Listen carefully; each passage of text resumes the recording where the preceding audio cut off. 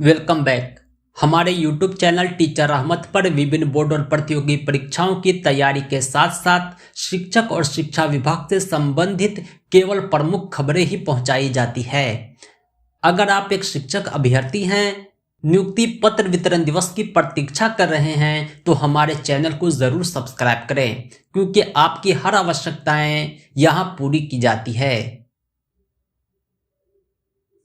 पिछले वीडियो में हमने शिक्षा विभाग के दिशा निर्देशों का एक्सप्लेनेशन किया था।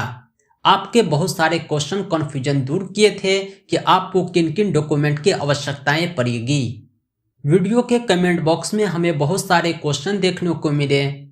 बहुत सारे अभ्यर्थियों के दहेज संबंधी स्व घोषणा पत्र के संबंध में कंफ्यूजन है। आज के इस वीडियो में हम इसी कंफ्यूजन को दूर करेंगे।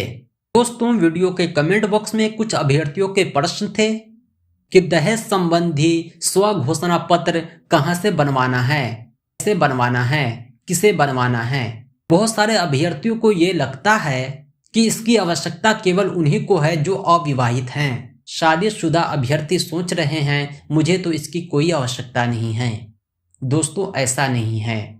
दहेज संबंधी स्व घोषणा पत्र विवाहित अभ्यर्थी के लिए भी है और अविवाहित अभ्यर्थी के लिए भी है, और ये एक शपथ पत्र है पूरे परिवार की तरफ से, जो केवल आपको देना है पूरे परिवार के बदले। और ये स्व घोषणा पत्र शिक्षा विभाग का कोई प्रेम पत्र नहीं है, बल्कि दहेज निषेध अधिनियम 1961 का एक हिस्सा है। निषेध अधिनियम 1961 कहता है कि दहेज का लेना देना एक सामाजिक बुराई है, इतना ही नहीं कानूनी अपराध भी है।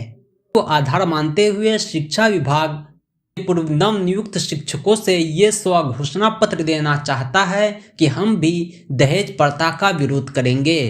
मेरे परिवार का कोई सदस्य वैवाहिक कार्यक्रम में न किसी से दहेज की मांग करेगा, न किसी को दहेज देगा। साथ ही साथ मैं यह शपथ लेता हूँ कि मैं न किसी को दहेज लेने के लिए या देने के लिए समर्थन करूँगा, क्योंकि यह एक सामाजिक बुराई है और इस सामाजिक बुराई को दूर करने का मैं हर संभव प्रयास करूँगा।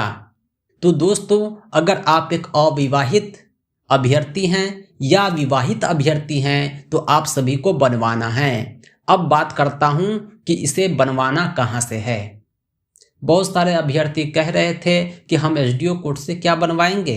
नहीं, सबसे ऊपर लिखा हुआ है स्व घोषणा पत्र। स्व का मतलब होता है सेल्फ, यानी इसे आप खुद फिलअप करके सिग्नेचर कर देंगे, फोटो पेस्ट कर देंगे, फोटो स्व अभी प्रमाणित कर देंगे, आपका स्व घोषणा पत्र रेडी है। इसे कहीं से बनवाने की आवश्यकता नहीं है, बल्कि आप खुद तैयार कर देंगे। और बात रही परफॉर्मा की, जो डिस्क्रिप्शन में अवेलेबल है, तो उम्मीद करता हूं कि आपके कंफ्यूजन दूर हो गए होंगे। शिक्षक नियोजन से संबंधित हर खबर के लिए आप हमारे चैनल को जरूर सब्सक्राइब करें, क्योंकि नियुक्ति पत्र वितरण से लेकर योगदान से लेकर वेतन तक आपकी हर आवश्यकताओं की पूर्ति हमारे YouTube चैनल टीचर अहमद पर की जाएगी।